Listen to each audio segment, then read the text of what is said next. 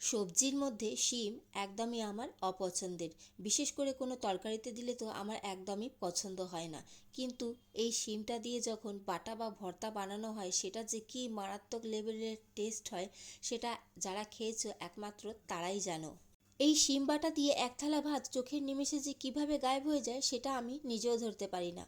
তো সে যাই হোক, আমার মতন যদি তোমাদেরও শিমের তরকারি খেতে ভালো না লাগে তাহলে আজকের এই রেসিপিটা একবার ট্রাই করে দেখতে পারো। কথা দিচ্ছি সারা জীবন কিন্তু মুখে লেগে থাকবে, এর টেস্টটা এতটাই সুন্দর হয়।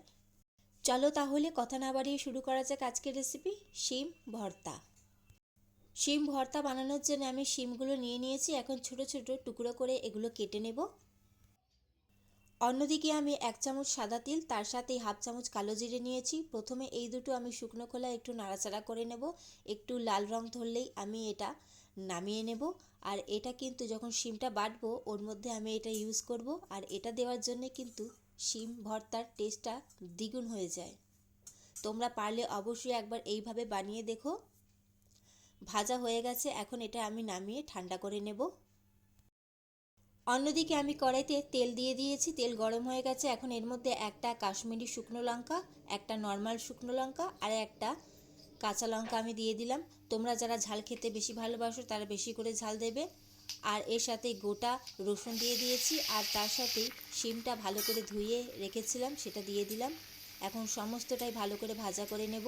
আর কাশ্মীরি লঙ্কাটা আমি দিয়েছি একটু রঙের জন্যে, যেহেতু আমি এখানে কোনো রকম লঙ্কার গুঁড়ো ব্যবহার করব না। আজকাল এমন একটা ব্যাপার হয়ে গেছে, বাটা বা ভর্তা না থাকলে ভাতটা ঠিক খেতে ইচ্ছা করে না। তাই প্রায় দিনই আমি কোনো না কোনো বাটা বা ভর্তা বানিয়ে ফেলি। তো এই রকম অনেক রকমের ভর্তা আমার চ্যানেলে আছে। তো আমার চ্যানেলের লিঙ্কটা ডিসক্রিপশানে দেওয়া আছে, তোমরা চাইলে সেখান থেকে দেখে নিতে পারো।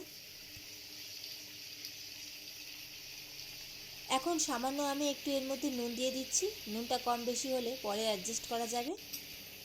তোমরা কে কোথা থেকে আমার রান্নাটি দেখছো অবশ্যই সেটা কমেন্ট করে জানাবে। আর আমার রান্না তোমাদের কেমন লাগে সেটা কিন্তু জানাতে একদমই ভুলবে না। আর যদি ভালো লাগে তাহলে অবশ্যই আমার চ্যানেলটি সাবস্ক্রাইব করে কিন্তু আমার পাশে থাকবে বন্ধুরা। এখন আমি এটা ঢাকা দিয়ে ভালো করে ভাজা করে নেব, যাতে ভাজা হয়ে যায়, সেদ্ধও হয়ে যায়। মাঝে মাঝে অবশ্যই ঢাকা খুলে একটু নাড়াচাড়া দিয়ে দিতে হবে, যাতে শিমের সমস্ত দিকটাই যেন সুন্দরভাবে কালার ধরে সেদ্ধ হয়ে যেতে পারে। আমার চ্যানেলে আরও অনেক রেসিপি আছে, তোমরা চাইলে সেগুলো দেখে নিতে পারো। ভালো লাগলে অবশ্যই লাইক কমেন্ট শেয়ার করে দিও এবং অবশ্যই আমার চ্যানেলটি সাবস্ক্রাইব করে আমার পাশে থেকো বন্ধুরা। যারা শিম খেতে একদমই পছন্দ করে না তাদেরকেও যদি এইভাবে ভর্তা বানিয়ে দেওয়া হয় তারাও কিন্তু খেয়ে একদমই ধরতে পারবে না যে এটা শিম দিয়ে তৈরি। শিমটা ভাজা হয়ে গেছে, এখন আমি গ্যাসের ফ্লেমটা অফ করে এটা তেল ঝরিয়ে ঠান্ডা করে আমি মিক্সার জারের মধ্যে নিয়ে নেব।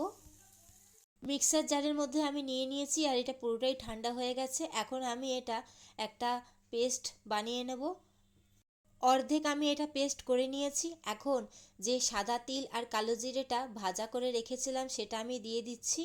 আর আবারও আমি এটা মিক্সারে পেস্ট করে নেব। এর মধ্যে কিন্তু কোনো রকম জল অ্যাড করতে একদমই হবে না। খুব সুন্দর একটা পেস্ট বানিয়ে নিয়েছি, তোমরা চাইলে শিলনোড়াতেও বেটে নিতে পারো। অন্যদিকে আমি আবার কড়াই বসিয়ে দিয়েছি, ওর মধ্যে সামান্য একটু তেল দিয়েছি আর এর মধ্যেই আমি কালো জিরে ফোড়ন দিয়ে দিচ্ছি। এর সাথে তোমরা কালো জিরের সাথে শুকনো লঙ্কা কাঁচা লঙ্কাও ফোড়ন দিতে পারো। আর ফোড়নটা ভালো করে ভাজা হয়ে গেছে, এখন এর মধ্যে আমি শিম যেটা বেটে রেখেছিলাম সেটা পুরোটাই দিয়ে দিচ্ছি। তোমরা যদি চাও তাহলে শিমটা ভাজা করে যে বাটার যে প্রসেসটা অতটা করেও তোমরা সেটাও খেতে পারো ভাত দিয়ে। আমি এটা এক্সট্রা অন্যভাবে একটু তৈরি করেছি। আমি আবারও একটু ফোড়ন দিয়ে এটা একটু জাস্ট নাড়িয়ে চাড়িয়ে নেব। এই সময় কিন্তু নুনটা অবশ্যই চেক করে নেবে। আর আমি এখানে কোনো রকম আলাদাভাবে কিন্তু চিনি দিইনি, কারণ শিমটা আমি টেস্ট করে দেখেছি শিমটা একটু মিষ্টি মিষ্টি আছে, তাই আমি চিনিটা আলাদা করে দিইনি। আমি যেহেতু এখানে কাশ্মীরি শুকনো লঙ্কা ব্যবহার করেছি তাই কালারটা খুব সুন্দর এসেছে। তোমাদের কাছে যদি না থাকে তাহলে কাশ্মীরি লঙ্কার গুঁড়ো বা যে কোনো লঙ্কার গুঁড়ো তোমরা ব্যবহার করতে পারো। আর দেখো শিমটা পুরোপুরি একদম রেডি হয়ে এসেছে, শুকিয়ে কড়া থেকে উঠে আসছে। তো নামানোর আগে আমি ওপর থেকে একটু কাঁচা সর্ষের তেল ছড়িয়ে দিচ্ছি। ফাইনালি রেডি হয়ে গেল বন্ধুরা শিম ভর্তার রেসিপি। কেমন লাগলো তোমাদের অবশ্যই সেটা কমেন্ট করে জানাবে। ভালো লাগলে অবশ্যই লাইক কমেন্ট শেয়ার করে দিও। চলো তাহলে আজকের মতন আসি, দেখা হচ্ছে পরবর্তী রেসিপি নিয়ে। চলো টাটা।